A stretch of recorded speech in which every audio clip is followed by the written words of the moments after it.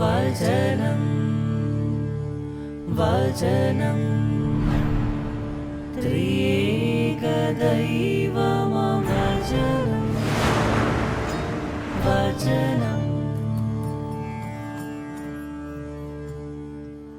ജീവിതത്തിലെ ഏറ്റവും വലിയ വേദനകൾ, മുറിവുകളൊക്കെ നമുക്കുണ്ടാകുന്നത് നമ്മുടെയൊക്കെ ജീവിതത്തിൽ നമ്മൾ എന്തൊക്കെയോ ആരൊക്കെയോ ആണെന്ന് വിചാരിച്ച് ഉറപ്പിച്ചവർ നമ്മെ വലിച്ചെറിഞ്ഞ് പോകുമ്പോഴാണ്. ആ വേദന താങ്ങുന്നതിലും അപ്പുറമാണ്. ക്രിസ്തു രാജ മഹോത്സവമാണിന്ന് നാം ആഘോഷിക്കുന്നത്, ദൈവത്തിൻ്റെ രാജത്വം. എന്നിരുന്നാലും ഇന്നത്തെ സുവിശേഷത്തിലെ രാജാവിന് രാജ്യമില്ല. യഹൂദനായവനെ യഹൂദർ തന്നെ ഒറ്റിക്കൊടുക്കുന്നു. ഈ രാജാവിന് പ്രജകളില്ല. ചേർത്ത് പിടിക്കുവാൻ ഒരു 12 പേരെ അവൻ തിരഞ്ഞെടുത്തു. പക്ഷേ അവരെ ഇന്ന് കാണികളിൽ പോലും കാണുവാൻ സാധിക്കുന്നില്ല. രാജാവിന് ആർപ്പ് വിളിക്കുവാൻ ആരുമില്ല. അട്ടഹസിക്കുവാനും കുറ്റമാരോപിക്കുവാനും മാത്രം ചില മനുഷ്യവർഗങ്ങൾ. എനിക്ക് തോന്നുന്നു പീലാത്തോസിൻ്റെ പ്രത്തോറിയത്തിനുള്ളിൽ തോലുരിഞ്ഞ് ചാട്ടയടി കിട്ടിയപ്പോൾ പോലും അവന് അത്ര വേദനയായിട്ടുണ്ടാവില്ല. ദുർബലമായ താങ്ങു വേണ്ടുന്ന സമയത്ത് സഹായഹസ്തം നീട്ടുമല്ലോ എന്നാശിക്കുന്ന സമയത്തെ അനുഭവം അവഗണനയായാൽ അത് എത്രത്തോളം വേദനാജനകമാണ്. ഇന്നത്തെ സുവിശേഷ വിചിന്തനത്തിനായുള്ള 3 ചിന്തകൾ എൻ്റെ മനസ്സിൽ ഉരുത്തിരിയുന്നത് ഇവയാണ്. ഒന്നാമതായി, ഒരിക്കലും നമ്മെ സ്നേഹിക്കുന്നവരെ ഇട്ടേച്ച് പോയേക്കരുത്. അവർക്ക് എന്ത് കുറവുണ്ടെങ്കിലും സ്നേഹിക്കുന്നവരെ എല്ലായ്പ്പോഴും പരിഗണിക്കുക എന്നുള്ളത് ഒരു വസ്തുതയാണ്.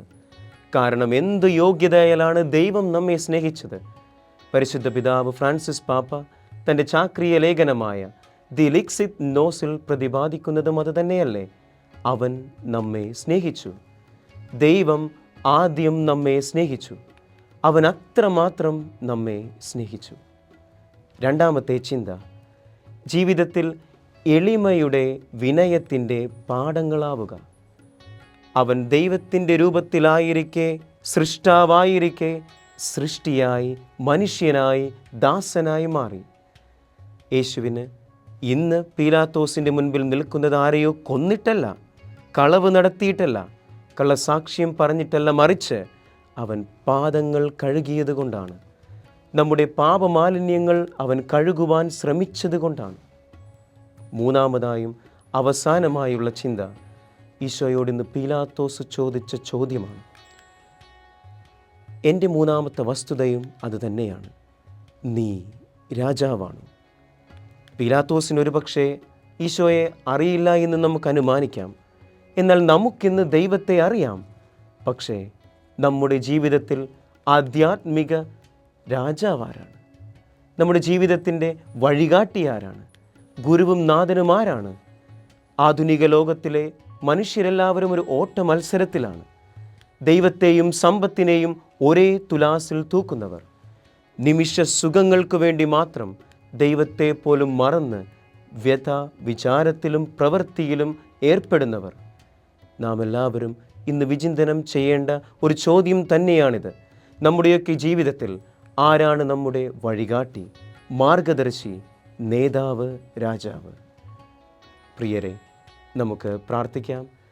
ദൈവസ്നേഹം മനസ്സിൽ സൂക്ഷിക്കുന്നവർക്ക് സ്നേഹം പകരുവാനും എളിമയിലും വിനയത്തിലും ജീവിക്കുവാനും ദൈവത്തെ രാജാവായി നമ്മുടെ ഹൃദയങ്ങളിലും കുടുംബങ്ങളിലും പ്രതിഷ്ഠിക്കുവാനുമായുള്ള വരം ദൈവം നമുക്ക് ഓരോരുത്തർക്കും നൽകി അനുഗ്രഹിക്കണമെന്ന്.